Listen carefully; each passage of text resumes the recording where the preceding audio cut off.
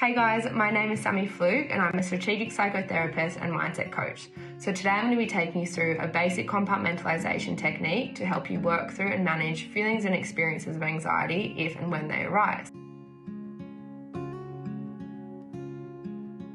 So feelings of anxiety are very comorbid to a lot of problems in our day-to-day life. This is when we can experience such things as comparison, self-doubt, high expectations, and things like that.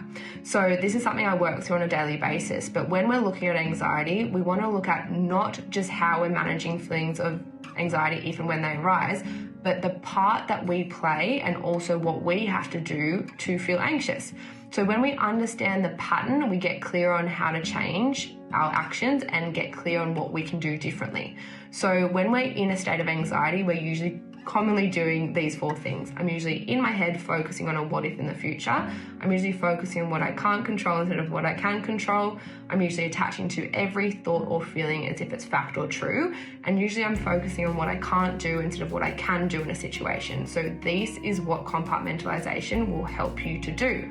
So when we're under compartmentalizing, that's when we're feeling a bit stuck, we're trying to think our way out of something, but we're not actually doing differently. So when we're compartmentalizing, this is helping us to actually distinct and decide between what thoughts or feelings are worth listening to and which ones are worth ignoring.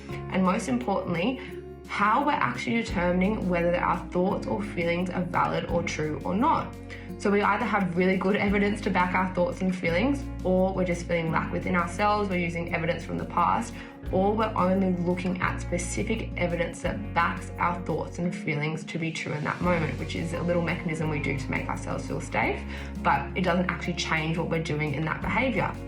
So with the compartmentalization technique, this is what's going to help us actually choose, decide, and come back to the moment to turn those feelings of anxiety into action. So I want you to follow with me here. So this is what I call the 3-drawer technique. So we have our past drawer, our present drawer, and our future drawer. So past drawer has every single experience for anyone that's watching this, including myself, up until this moment. By definition, I don't get to fix, change, or control or do anything now with a thought or experience from the past, because logically we know it hasn't happened now, but if we don't know how to distinguish between that, it's going to feel as if we're continually in a past experience or worried about something repeating. So we're not sweeping those experiences under the rug pretending they never happened, but this box is what we learn from. It's not our baggage, it's our toolkit. So this is what we do, is we say, what can I learn from my past and what can I do differently now, which takes me to the present box. So we all know be present, act present, but if we don't know how to distinguish between these two things and how to compartmentalize, that's going to feel fleeting and we're not actually going to feel capable or potentially confident in being present or being with ourselves.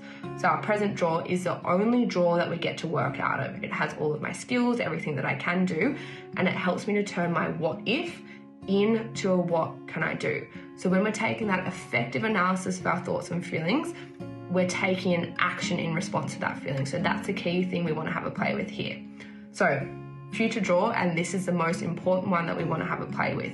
99% of people that I will do this task with, especially on the calls before we do a session, will say that they get to do something with a thought of what they think is going to happen in front of them. So that's my next question. By definition, do we get to do anything now with a thought of what we assume is going to happen in front of us? And the answer to that is no, because even if we have really good evidence to back our thoughts and feelings in the moment, by definition, what we assume is going to happen in front of us, by definition, hasn't happened yet. So we've got to remember, everything you and I both know now was once in the uncertain space in front of us.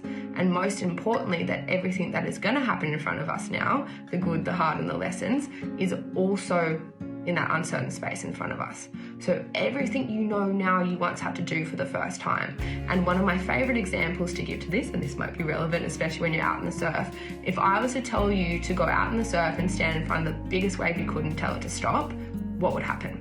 We'd fall over, we'd get dumped and the rest. But what are you doing when you're out in the surf? You're focusing not on controlling the wave, you're focusing on what you can do, your skill set, what you can control, and what you need to do to get under that wave regardless of if you get dumped or not. So that's kind of what anxiety is like. We're trying to stop things that we can't control. So we've got to remember that rule of thumb is I can only control myself, my responses to my experiences as they come my way, and especially what thoughts and feelings I give time of day to.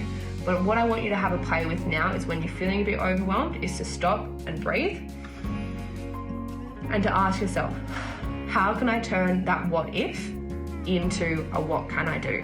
And then that's going to help us with the next video that we're focusing on, which is mindfulness of body awareness, which is going to help us with emotional communication. So there'll be a brief summary of that technique down the bottom, but what if into what can I do?